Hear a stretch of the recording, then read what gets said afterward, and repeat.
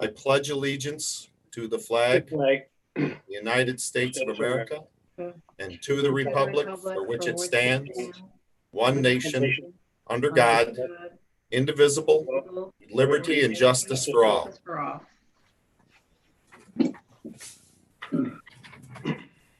Okay, I want to welcome everyone to tonight's meeting. There's been an awful lot of discussion about this meeting, but this is a special meeting this evening to consider the planned district development for the safari, the wild safari. So first, I want to make sure everybody understands that tonight's meeting is a public meeting where the board's going to consider this local law, this resolution to establish this planned district development. Because we've already held all the public hearings, hearings. We've certainly taken many comments. So it's been quite the long process. I know there's an awful lot of emotion. There's been an awful lot of comments, but tonight we're going to deal with what we've been given and the compliance issues, and we're going to deal with the facts and vote as a board on whether this resolution continues forward. So let me go back through again and review how we got to where we are today. Certainly everyone knows we got into a pandemic, created a lot of hardships. One of the persons that had a major hardship was Mr. Taylor. His business needed some options. He began the safari.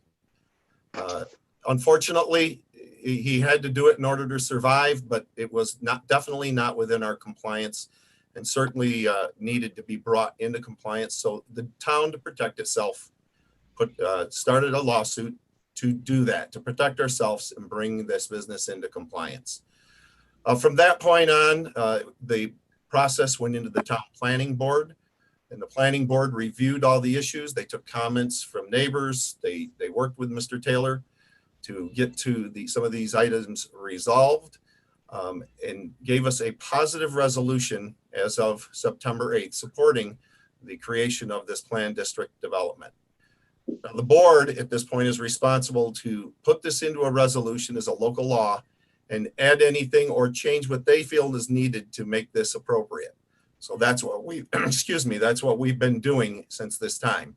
Unfortunately, it took a few delays and advances to get to where we are today, but we feel we're at a point tonight to get to look at this resolution and vote on it. So one of the first things we have to do, and it was a critical thing, was to look at the environmental, because at the time that this was done, there was no stormwater plan. And so Mr. Taylor has submitted his stormwater plan. It has gone through the review process. And I'm going to turn it over to Mr. Lange because it's this board's responsibility to go through the environmental compliance reviews. So Mr. Lange, would you go through the process and explain to the board what you need from us during this, what the questions you're about to ask us? Thank you, Jeff. I think you summarized it very well. So board, as you will recall, because we've done a number of PDDs, you are literally changing the underlying zoning of the property. And to do so, we have to undertake what's called a hard look of the environmental impacts of the project. The applicant, with some assistance, has completed part one, which you guys all have been sent in the past. This is part one of the EAF. Has a lot of detailed information. I know the board is very familiar with the project and all of its aspects. So I feel like the board's had it for long enough to be very familiar with it. The next step is to go through part two, which is this document, which has specific questions regarding certain areas of our environment that I'm going to walk you through. So what I want to discuss with you is that when I ask a question, I want to make sure we have a consensus as to whether there is no impact relating to this project, whether it's a small impact, so either no or small, or separately, if it's a moderate to large impact. If it's a no impact or a small impact, or the project has been modified in a way to mitigate a particular aspect, then we check the box for no or small impact. If it's a moderate to large impact, if I check that box, that means we would have to do a deeper dive on that, perhaps not at tonight's meeting, but at a future meeting. But it'll all depend on the answers to these questions. So again, no or small impact is our first choice. And you may consider the various studies, reports, other things that have been offered by the applicant, or anything everything else that you've seen in the record. And the other choice is moderate to large impact, which would require us to have a deeper discussion. So if you're ready, we'll start to go through these questions regarding the proposed PDD for the drive-through safari. Are we all set? We're all set, John. I'm going to ask board members to be clear with the responses and be prepared to respond. Thank you. Okay, so the first question is impact on land. The proposed action may involve construction on or physical alteration of the surface of the proposed site. Now, clearly, there's going to be some construction, but the question is, given all the information that you've been provided with from the various reports and studies you have, is that going to be a small impact, no impact, or a moderate to large impact? Is it fair to say that it would be a small impact or a large impact or moderate impact? Again, you could also say no impact. So does the board have a preference to no or small impact? Can you hear me? John, okay? John, I'd say it's a small impact. I would agree. Okay. And I'm looking at some of the sample questions, which I'll go over with you briefly to help you understand why you can come to that conclusion. First, that the water, it has to do with what the water table is. Second one is there are no slopes over 15%. There's no exposed bedrock. There's not going to be multiple phases with this project. It's not in a coastal erosion zone. There's not any other concerns. They've submitted a stormwater maintenance plan to address any additional potential for erosion. So I'll check the box for no to small impact for this first question. And I'll go to the second question. The proposed action may result in a modification or destruction of or inhibit access to any unique or unusual landforms, e.g. cliffs, dunes, minerals, fossils, or caves. And I don't believe any of these things exist on that property. So would it be fair to check no to that box? Okay. Yes. I'd agree, no. Okay. By the way, if anybody disagrees with one of these things, just speak up and we can have a discussion. Impacts on surface water. The proposed action may affect one or more wetlands or other surface water bodies, streams, river, ponds, or lakes. And I can remind the board that there is a letter from DEC indicating that as proposed, the DEC saw no issue with any wetlands that were present or near the site. I don't know if the people remember that. That was in the record. Mm-hmm. Okay. So is everybody comfortable with saying no to small impact on that? Yes. I would be in agreement. Yes. Anyone else? Okay. Yeah. All right, then I'm going to check that box. The next question relates to impacts on groundwater. The proposed action may result in new or additional use of groundwater or may have the potential to introduce contaminants to groundwater or an aquifer. And some of the example questions are: the proposed action may require new water supply wells or create additional demand or supply for water. B, the water supply for the proposed action may exceed any safe withdrawal capacities. We don't have any evidence of that. C, the proposed action may result in uses that could occur without water or sewer services. Now, I believe both public and water sewer are available if they were ever needed in that area. D, the proposed action may include required wastewater discharge to groundwater. I don't believe that's the case here. C or E, the proposed action may result in construction of water supply wells or in locations where groundwater is or suspected to be contaminated. That doesn't appear to be relevant. F relates to bulk storage of petroleum and chemical products. We don't have any of that. G, the proposed action may involve the commercial application of pesticides, and none of that's been referenced. Would the board be comfortable that that would be no to small impact? Yes. Okay, then I'll check no to small impact for those. No to small impact. Yep. Okay, so I've checked no to small impact for all of those sub questions. Impact on flooding. The proposed action may result in development on lands subject to flooding. Now we know that the applicant has submitted a stormwater pollution prevention plan And that has been reviewed by our engineers. Does anyone have any concerns with regard to impacts on flooding for this zone change? Surface flooding or just minor flooding that would come and go quickly, or is that what we're looking for? Yeah, anything. I can go through the sub questions, Tom. The proposed action may result in development in a designated floodway. The proposed action may result in development in a 100-year floodplain or a 500-year floodplain. Proposed action may result in or require a modification of existing drainage patterns. And keep in mind, he submitted the SWIP. SWIP has been reviewed by both his engineer and our engineer, and their recommendations that the SWIP is sufficient with the engineer's comments in place. Proposed action may change floodwater flows that contribute to flooding. Is there a dam located on the site? No, which there is not, or any other impacts. So does everyone feel that any impacts from alleged flooding could be addressed through the stormwater pollution prevention plan and therefore make it a small impact? Small impact, probably. Yeah, small impact, the stormwater plan, it is calling for a retention pond to be built to deal with some of those issues, just to remind everyone. SWIP calls for.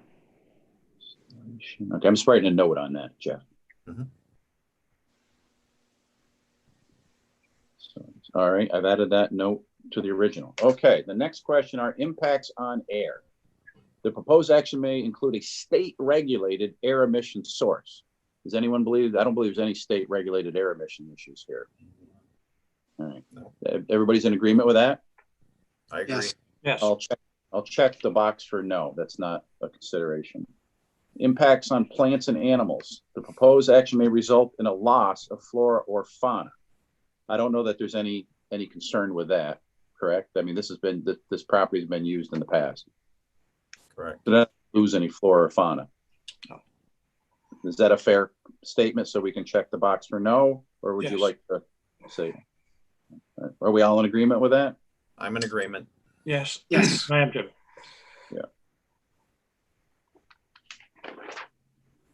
Okay, impact on agricultural resources. The proposed action may impact agricultural resources. Does anyone feel that that's an issue here? Is there a concern for an impact on agricultural resources?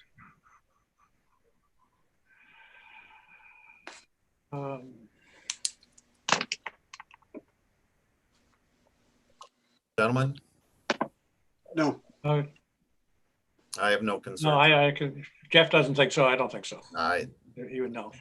All right, I'll check the box for no unless I hear otherwise. Impact on aesthetic resources. The land use of the proposed action are obviously different from or are in sharp contrast to current land use patterns between the proposed project and a scenic or aesthetic resource. Let's see. I'm not aware of any scenic or aesthetic resources on that part of the corridor. Does anyone else believe that there may be? No. No. no.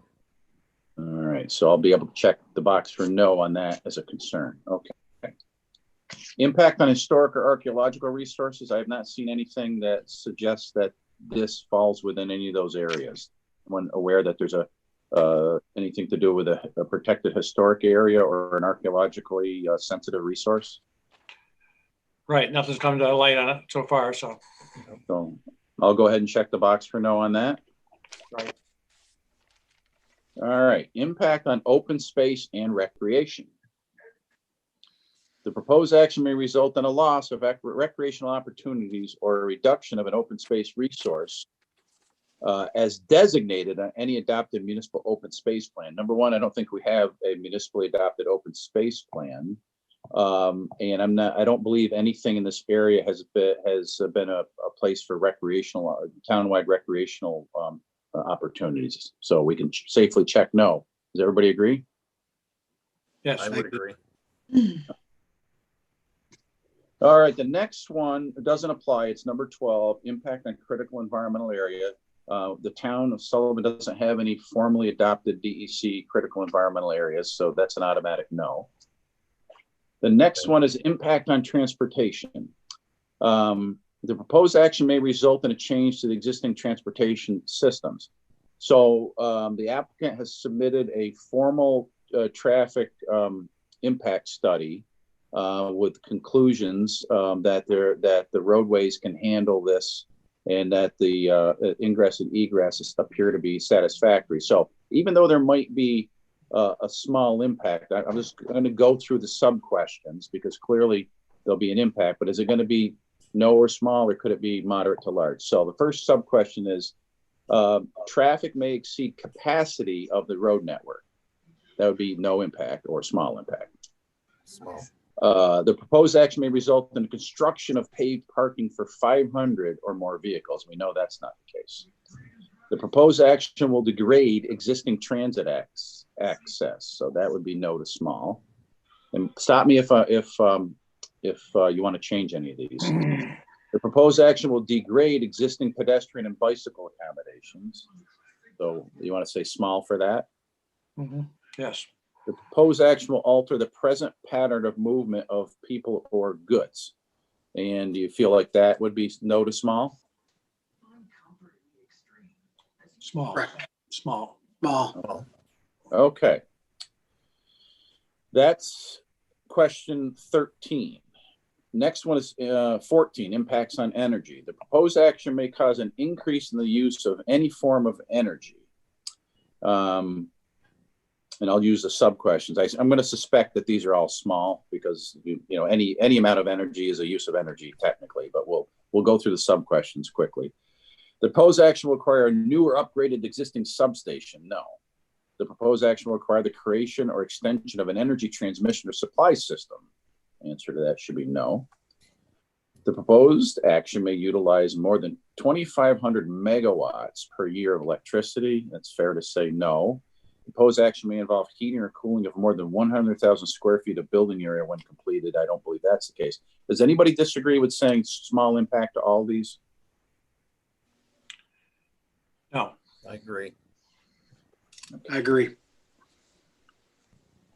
Is Carrie still on? Yeah, Speak up, Gary. it's like I'm sorry, pulling- Carrie. In case you fell off, I just want to make sure we didn't lose you. Go back. No, Okay. keep thinking of having my tooth pulled. Oh, really? Okay. Probably less painful than this. I'm sorry. Sorry to hear that, Carrie. Pay attention. 15, impact on noise, odor, and light. The proposed action may result in an increase in noise, odors, or outdoor lighting. Let me look at the sub questions. The proposed action may produce sound above noise levels established by local regulation. We don't have a local regulation. The proposed action may result in the blasting within 1,500 feet of a residence, hospital, school, licensed daycare, nursing home. That's safe to say no. Proposed action may result in routine odors for more than 1 hour per day. And recall that the board's been, and the planning board's been working with the applicant to address any potential for odors, and that would be in any proposed resolution. Is that fair to say? Jeff, you say yes. Well, yeah, I mean, the planning board worked diligently with Mr. Taylor. They moved it back. If you look at the survey, Right. It's back behind the barn now. It's part of the PDD will include him spreading weekly. So yes, that the planning board felt Okay. a way to mitigate. Is the concrete container, has that been built yet? Does anybody know? It has not been built yet until this PDD is approved or disapproved. Okay, sure. Next sub question. The proposed action may result in light shining onto adjoining properties, and as most of you know, a lot of care was taken to get shielded lighting that won't spill onto adjoining properties. Is it fair to say that would be either no or small impact with that in place? Yep, small. Small. The proposed action may result in lighting creating sky glow brighter than existing area conditions, and you guys know the area better than I do. Anybody concerned about sky glow? Sky glow? No. Sky I glow. don't know what it is. Sky glow. No. Okay. Look over Syracuse. Yeah. Right. So, is it fair to say I'll check no to small? I'm okay with that. Okay. On to 16, impacts on human health. Does anyone see an issue with an impact on human health? Is that a consideration or concern with this application? Human health, that's a big question. Well, I mean, it's not like, for instance, if it was going to be a sulfur plant, or I mean, Tom, some of the actual sub questions give you a good idea what the DEC wants you to chime in. Like, for instance, will there be the release of contaminated leachate, or could there be a migration of explosive gases from a landfill, or could it be within 2,000 feet of a solid waste facility? Those are the types of questions they're getting at as far as human health. You know, is there a danger to the public for a reason of human health if this zone change were to be approved? Anybody feel like there would be? No, not in what you just said, no. Yeah.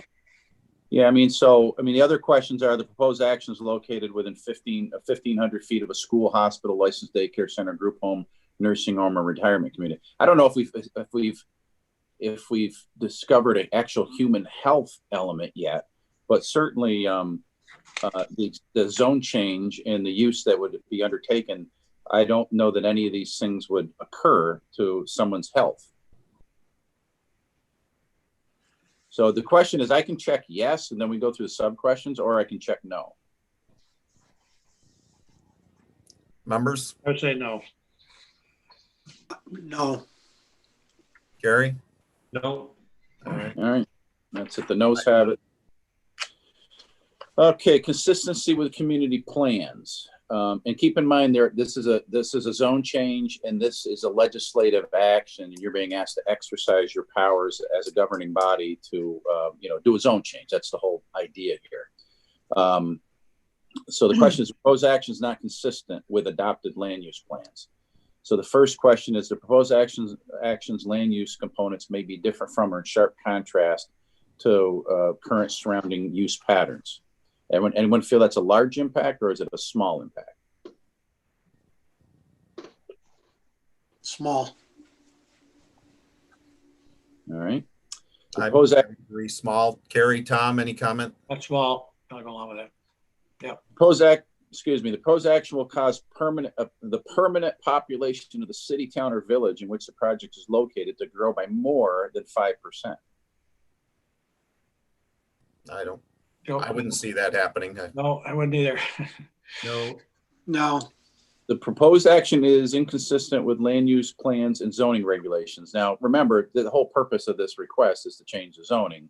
So, you have that power to change the zoning. And it's currently zoned, the front's currently zoned business. So do you feel like this would be no impact or a small impact? Small. Or is it? Yeah, I shouldn't foreclose it. Or you could say, of course, because we mentioned at the beginning, it could be moderate to large. So, Yeah. So small. Yes. Small. I would say small. Okay. Proposed action is inconsistent with any county plans or other regional land use plans. I'm not aware of any county plans that have drilled down on this area. No. I'm not aware of those. So unless anybody wants to say something else, we could check no to that. Fine. The proposed action may cause a change in the density of the development that is not supported by existing infrastructure or is distant from existing infrastructure. Now, it is fronted by a county road. We have that, and it's got available public in water sewer if it needed it. So is that a small impact, or is it a large impact, moderate, or no impact? I would say small. Small.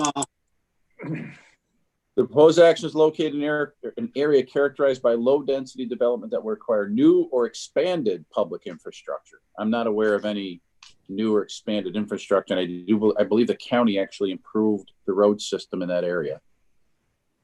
So that's already in place. Yep. Right. Everyone feel that's what do you feel like? Small, moderate to large? Which one would you pick? No impact? Which one? Small. It's been done. They widened the road. Small to no. The road was widened. All right. The proposed action may induce secondary development impacts, residential or commercial development not included in this particular action.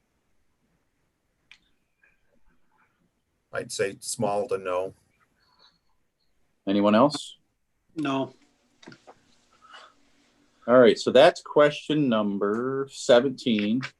On to 18.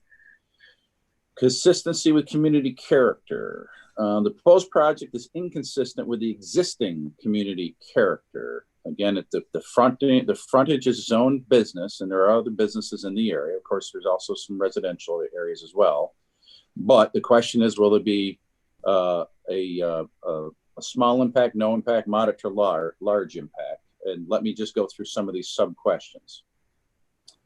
The proposed action may replace or eliminate existing facilities, structures, or areas of historic importance to the community. That's not the case. We know that. We'll check no.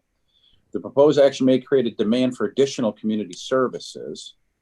Is anybody aware of additional community services that are needed here? None? How's the No. board feel? No? Okay.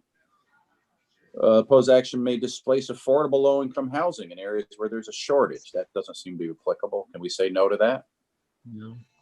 Proposed action may interfere with the use or enjoyment of officially recognized or designated public resources. Anybody aware of any of those?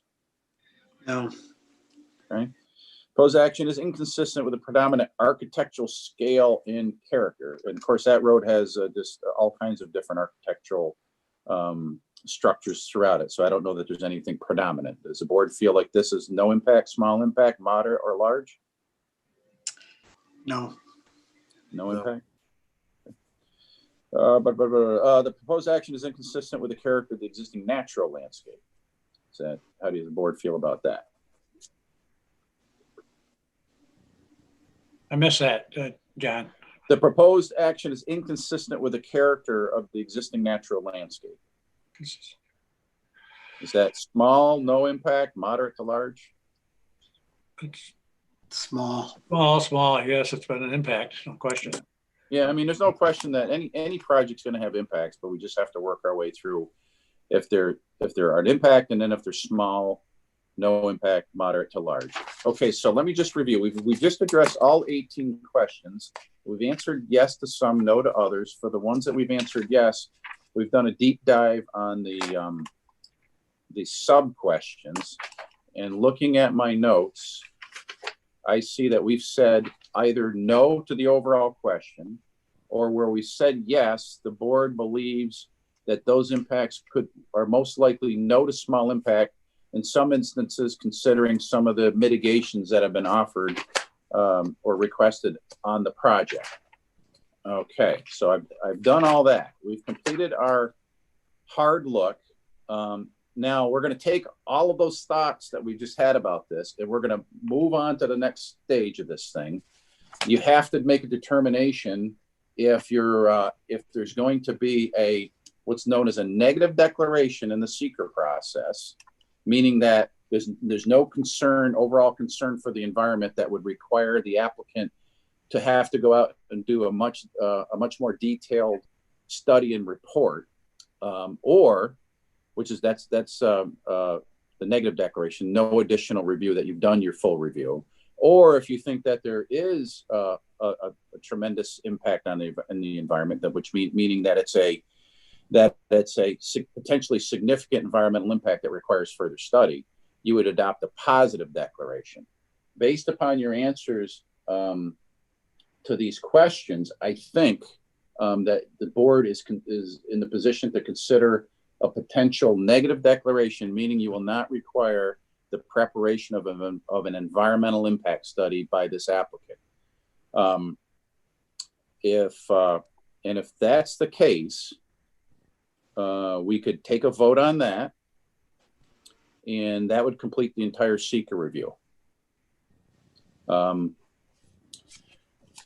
Does the board want to vote on that, or do you want to take a look at it in a larger resolution and consider the approval or denial of it? Maybe that's the better thing to do. Yeah, I want to make sure we cover this, John. Yeah. Okay. So why don't we do this then? I've been taking notes now since June, when the application came in with the planning board and with the town board, and I've been working on what I see to be potential findings to address this application. So what I put together is a proposed draft resolution to approve local law C, which it won't be C if you approve it. Local law C of 2020, which is a local law creating the Wild Drive-Through Safari Planned Development District. That's the local law that we had introduced some months ago. I'll walk you through the proposed resolution. I want to be clear. Nobody's made a decision to approve or deny this yet. That's what we're doing tonight. If you like this resolution, fine. If you want to change it, fine. If you want to say, I don't like that at all, we're not going to be in favor of it, that's fine. This is still a town board decision, fully within your control. But to help us get through the meeting, I prepared some notes in the form of a resolution. So Jeff, shall I go through it? Yeah, and John, as you're going through this, if board members have questions, concerns, please step up and ask those questions. Right. So the resolution looks like any typical Town of Sullivan Town Board resolution where we adopt a local law. You guys have changed the underlying zoning of property in the past. I'll start out with a few whereases. Whereas pursuant to the provisions of the municipal home rule previously at a regular meeting of the Town of Sullivan Town Board held on June 17th, 2020, proposed local law C of 2020 titled a local law creating the Wild Drive-Through Safari Plan Development District was presented and introduced, which local law would approve the underlying zoning and preliminary development plan submitted by Jeffrey S. Taylor II as owner of the proposed Wild Drive-Through Safari with a street address of 7591 Lakeport Road, Chittenango, and occupying lands designated and generally known as Town of Sullivan Tax Map 33.1-1-5.2 and containing approximately 40.03 acres, and establish the Wild Drive-Through Safari Plan Development District on said land, subject to the provisions of Section 275-12 of the Code of the Town of Sullivan. That's the section of your code that deals with plan development districts. I can take a drink of water. Whereas previously, on June 17th, the Town Board of the Town of Sullivan, pursuant to the New York State Environmental Quality Review Act, made the following determination. 1, the action is a type 1 action for purposes of seeker. 2, the Town Board of the Town of Sullivan shall act as lead agency. 3, the following agencies have been designated involved/interested agencies within the meeting of seeker with respect to the proposed enactment of said proposed local law, with the result that the Town Board shall act as lead agency in this matter, to wit, the U.S. Fish and Wildlife Service, the New York State DEC, the Madison County Highway Department, the Madison County Health Department, the Madison County Planning Department, the Town of Sullivan Planning Board. The board also found the action would require preparation of a full environmental assessment form to provide information with regard to environmental issues pertinent therein. And of course, you guys have seen that and you've had it. And we talked about it tonight. Whereas on June 24, 2020, the Town of Sullivan Town Board circulated lead agency notices to all involved and interested agencies for consideration of enactment of local law C of 2020 with no objections or environmental comments received by the board. This is from those involved agencies and interested agencies. And the board hereby confirms that it shall act as lead agency for purposes of seeker. And whereas the lead agency has caused the completion of a full EAF for the careful review of the environmental impacts of the project, and whereas pursuant to the provisions of Section 275-12D3 of the Code of the Town of Sullivan, at the June 17, 2020 regular town board meeting, the town board made a formal referral of the proposed zone change request for a plan development district to the town's planning board for its review and recommendation. And whereas the Town of Sullivan Planning Board conducted its review in the proposed PDD and held 3 separate meetings with the PDD applicant/owner to review the proposal for a drive-through safari operation. And whereas the Town of Sullivan Planning Board, by correspondence to the town board dated September 8, 2020, made a recommendation which included numerous comments concerning the proposed PDD and safari operation, a copy of which comments are attached to this resolution. And whereas the Town of Sullivan Planning Board recommendation of September 8, 2020 made specific note of numerous demonstrated potential negative neighborhood impacts that may be mitigated with the inclusion of screening and other modifications, including modified lighting, fencing, dust control measures, noise control measures, hours of operation, final map preparation depicting all existing and proposed structures, and manure management mitigation. And whereas in around May of 2020, the applicant, prior to applying for receiving approval of the Plan Development District or review of the proposed drive-through safari, commenced construction of the improvements for the safari, including the construction of roads, grading, and structures all without necessary building or structure construction or other permits reviews by the various agencies. And whereas the applicant commenced operation of the safari business without the necessary approvals from local or state agencies. And whereas said operation has occurred continuously since May of 2020, such that many of the various impacts, both positive and negative, have been demonstrated from its operation and are now known by the town board and the planning board. And whereas a public hearing was held on such proposed local law on the 4th day of November by the town board of the town of Sullivan, and proof of publication of notice of such public hearing as required by law having been submitted and filed, and all persons desiring to be heard in connection with said proposed local law having been heard, and said proposed local law having been in possession of the members of the town board of the town of Sullivan, its final form in the manner required by Section 20 of the Municipal Home Rule Law of the State of New York. And whereas the town board has considered adoption of local law, has considered the criteria contained in 6 NYCRR Part 617, and has compared the impacts which may be reasonably expected to result from the adoption of said local law against said criteria. And whereas it is noted that the lands subject to and in the vicinity of the requested PDD are both residential and commercial in nature, and certain impacts of noise, dust, traffic, and odors have all been considered by the town board, along with their mitigations by way of conditions. And whereas the town board has determined that the inclusion of certain mitigations to the PDD use will act to address the demonstrated negative environmental impacts of the surrounding neighbors if implemented and maintained, such that the attached PDD narrative must be adhered to. And whereas it is in public interest to enact said proposed local law C 2020. Now, therefore, it is resolved and determined that the town board has determined that this action will have no adverse impact on the environment. This is relating us all back to what we just talked about, as proposed and amended with the identified mitigations, that accordingly an environmental impact statement shall not be required, and that the town board hereby adopts a negative declaration for purposes of Article 8 of the ECL, Volume 6 of NYCRR Part 617 for the following reasons. Excuse me.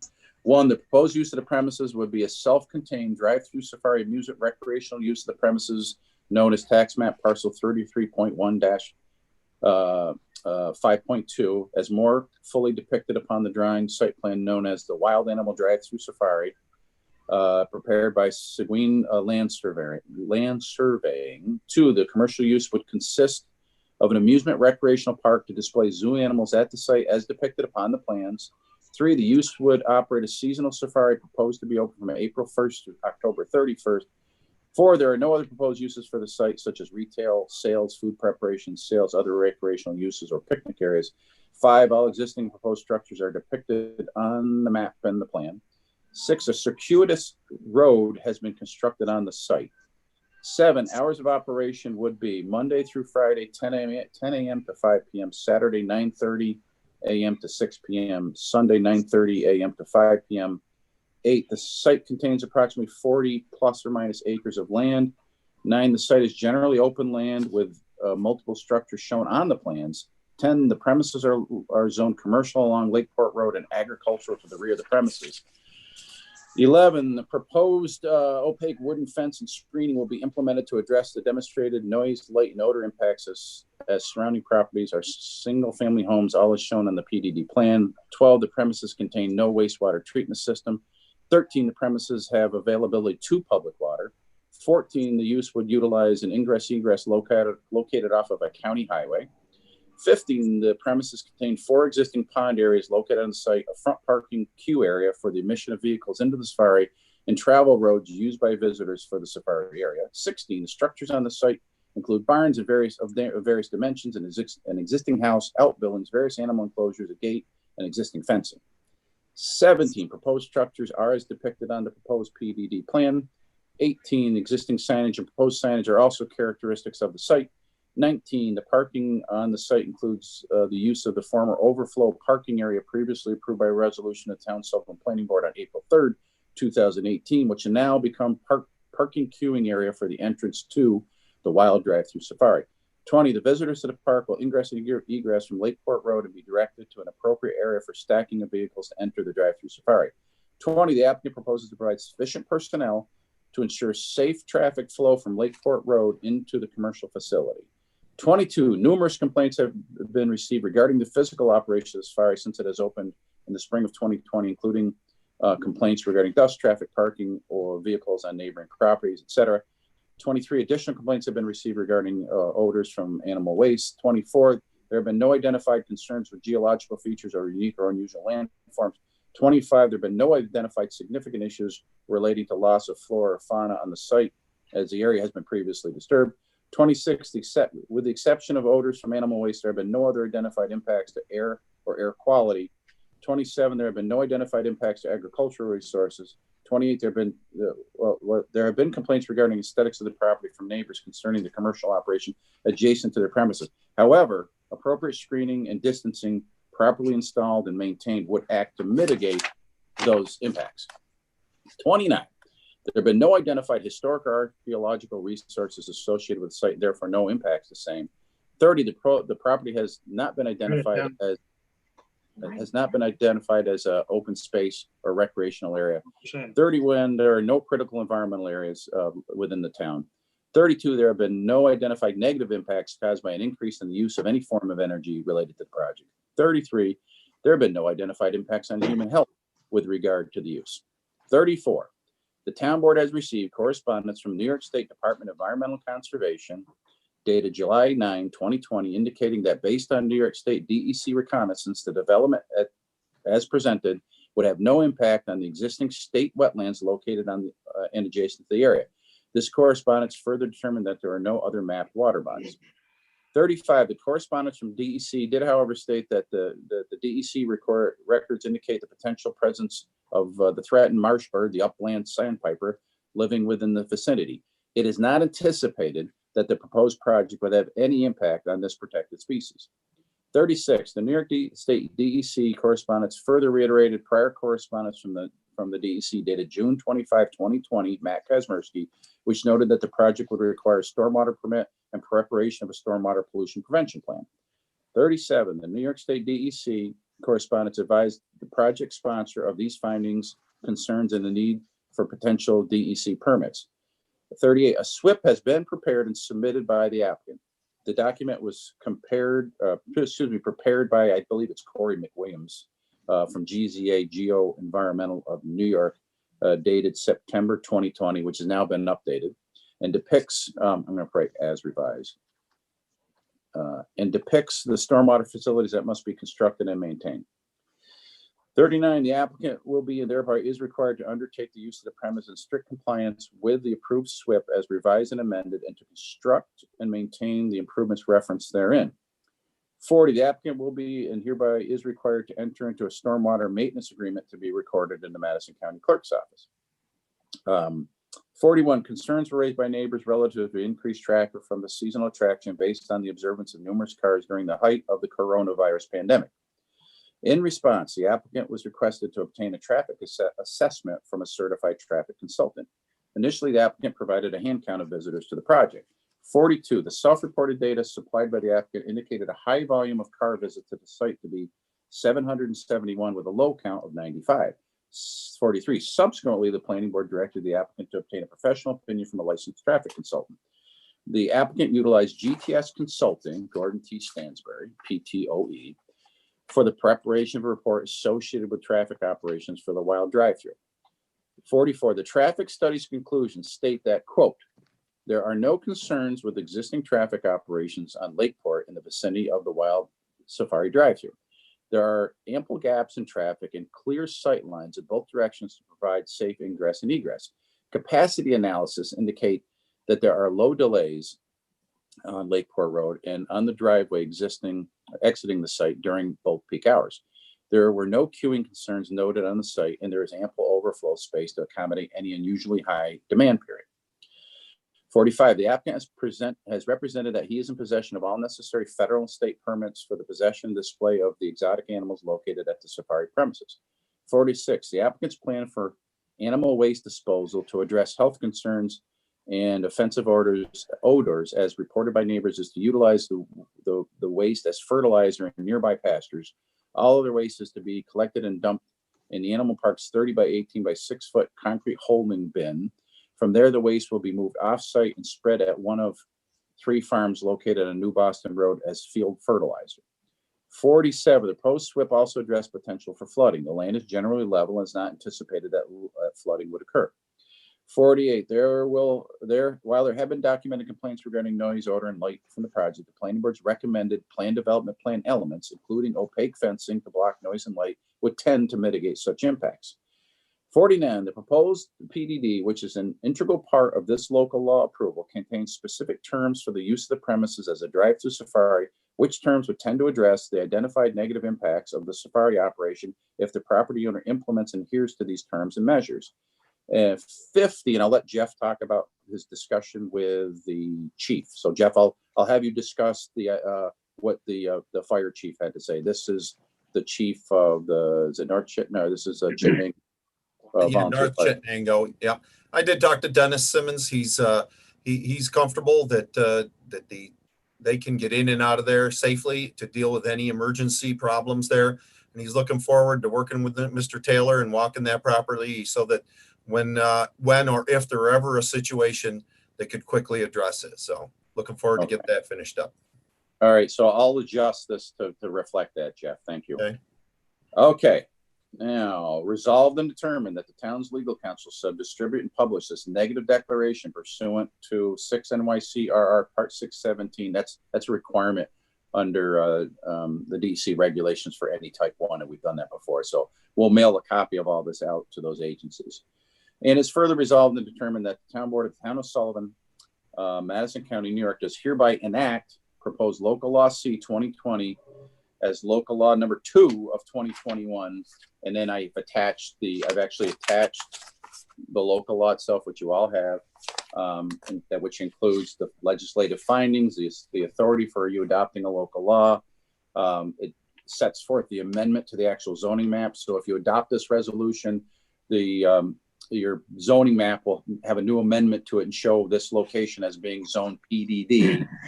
And that PDD will be governed by the preliminary development plan that you worked with the applicant on as well as the planning board over these last months since roughly June, and has all those hours of operation, everything I just mentioned in it, and it's all in there. And then I have that this would all be filed with the Secretary of State if you adopt it. Okay, Jeff, what have I missed? Well, I guess I want to make sure that anyone who's watching this video conference knows that there's a link with that resolution on the website. You can go at this. Everything that John has just read is on there, so you can take a look at it. I guess, John, then are we at a point where we have to make our negative declaration and then any discussion on this resolution, or and I got to get a motion on that resolution?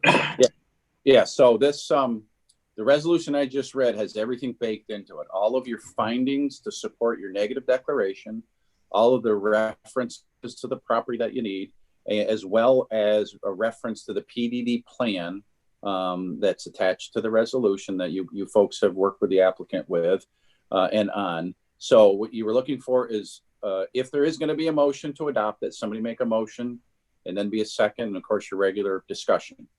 Okay. You've heard this resolution.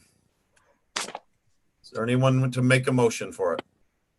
I'll make a motion, but before I do that, I want to thank my fellow counselors and especially Jeff Martin and John Lange for their very, very hard work on this very trying situation. Also, Jeff Martin, the loss of his father, recent loss of his father, made it doubly difficult for him in the last few days. So I want to thank them very much. And I will move for adoption of local law C 2020 today. I'll move for the adoption of it. So I have a motion from Tom. Do we have a second? I'd like to say something about the second. We've been involved in this for almost a year, actually since the beginning of COVID, and we've had ample time to review the facts and findings. I think we understand what the issues are, the concerns of all the parties. We look for solutions, we look for compromises, and we maintain objectivity. So I will second the motion. Okay.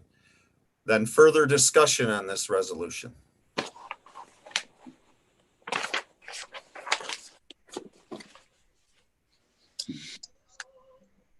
Jeff Martin, because everyone else is muted, Okay, they would have to virtually raise their hand, and I can unmute them if they do have anything to say, but I will take your lead on that. yeah, like I say, this is a board meeting tonight.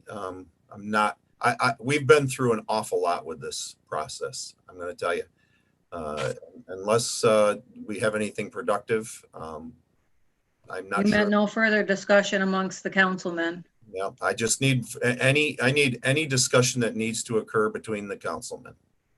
I'd like to make just a comment on all this. It was long dragged out affair, and the importance of the length of it, especially to me, was to try to make sure to cover every base that we could, from the safari standpoint or to the residents. And it's so difficult to get a handle on things in this COVID world, because you can't see anybody face to face, and it just is hard to get a firm handle on things as quickly as we could have had to be able to have, in-person meetings with, the public and everybody involved. And again, same as John Brichkevich and Tom Kopp mentioned, that everybody on the board takes this very seriously, and a couple of the board members really have done their due diligence to try to bring it to a vote and try to be unbiased. And it needs to be mentioned that this COVID situation has created some of the problem in making a determination as quickly as possibly we could have. Thank you, Carrie. And I hope if this does get adopted, that we can bring a new spirit of cooperation between the neighbors and the safari. I think we need to get a new fresh start here, a little give and take on both sides. Well, I can tell you from my perspective, I literally reviewed every single email, comment from anyone, from the neighbors, from everyone else. And there's been a lot of assumptions and accusations that has not been done, but I have taken that into consideration as we've gone through this process. So it has not been a fun process, but I feel it has taken this long because I was focused on what we were charged to do for this lawsuit, which was to make sure that, we got this into compliance like everyone else in the town have been expected to do. So I believe we have gotten to that point at this time. So any other concerns, comments from the board? Are we ready to take a vote? All right, we will do a roll call vote. We'll begin. John Brichkevich. Aye. Carrie Ranger. Aye. Tom Kopp. Aye. And I'm an aye. So this resolution is now carried. So it has been a long process. I'm hoping we can move forward on this, and we thank all the efforts that were made from everyone. A couple other agenda items. If you've looked down at our agenda, we have no budget modifications. We did get a firefighter request. If you've had a chance to look at that, gentlemen, I would like to know if we would like to move forward on that. Yes, we can. I read it over. It's a student, in the Bridgeport Fire Department range. He's in school at West Hill. Said he'd be available during the day, which they need people available during the day. I don't know just how I can do that if he's going to school, but I guess there's no school right now. So. All right. So Tom, are you in school adoption? Yes, I would. I move it for adoption. All right. Can I have a second on this applicant? I'll second it. Okay. Any further discussion? Do another roll call. Tom? Aye. Carrie? Aye. John Brichkevich? And I'm an aye. Okay. John Becker asked that one of the other things he said, we don't have a whole lot of agenda items for the February 3rd meeting. If the board would choose, we would entertain a resolution to cancel that February 3rd meeting, which would mean our next meeting would be February 17th. Would anyone like to entertain a meeting or entertain a resolution? Sure, Jeff, I'll make the motion. Thanks, John. I have a motion to cancel the February 3rd meeting. Second. Second. I'll second it. All right, Carrie Ranger seconded. Right. All right. Any further discussion? All right, Carrie, Aye. John Brushevich, Aye. Tom Kopp, Aye. and I'm an aye. Okay, unless there's anything else, I guess I'd be entertaining a motion to adjourn. Jeff Martin. Yes. Jeff Taylor did raise his hand, and I didn't know if you wanted to address it before the adjournment. Well, I guess I would entertain something. Mr. Taylor, you know how I feel about it tonight. What do you got to say? Go ahead. Yeah, I just had to unmute him. Okay, Can you Okay. hear me? I can hear you. All right, I would like to thank the town board. I know we haven't agreed on everything, but it was a long process. It's come a long ways. As was said, the COVID really definitely had an impact on all of this. I would have liked if it had gone differently from the beginning, but we're at this point. So I appreciate the community support along with all of our wild followers and supporters, because I don't know if we would have gotten to this point. Going forward, as I have other big projects planned, I would like to work with the town. I would like to hopefully at a certain point be considered an asset to the community. As we look to improve the community, we look to improve properties. I just think that if the town would have a little bit of a more positive outlook towards business in our community, it would make a big difference. Jeff Martin and I worked hand in hand a lot on stuff. We didn't agree on a lot of things, but he did show a great deal of professionalism. Sometimes when I got heated because I didn't agree with the different things, but I think he handles himself very well. There's some bumps along the road last week with the town attorney. I don't think it was handled properly. I hope that it gets addressed down the road and we can do something to remove the bias from the attorney standpoint towards me. But overall, I look forward to working with the town going forward, and I appreciate working with you guys. All right. Well, like I say, I think this has been a bumpy process. I agree. I think we need to keep moving forward on this. I have definitely tried to maintain neutrality and follow the processes. So it wasn't always appreciated, I can assure you, but we did get through this. So, all right, if there isn't anything else, I guess I would. I just like to say, I know it's been a very trying situation and all that, and I know it might have been something with the town attorney last time, but Jeff, if you can dish it out, you got to be able to take it sometimes, and that's how it goes in things. So. Okay. Yeah, this is not what I'm going to look to do right now. So. No, we're done. Okay. Okay. So, can I have a motion to adjourn? I'll make the motion, Jeff. Thank you, John. A second? Second. Carrie has a second. John Brushevich, how do you vote? Aye. Carrie? Aye. Tom Kopp? Aye. And I'm an aye. This meeting, the special meeting on the 27th is adjourned. Thank you for everyone for attending.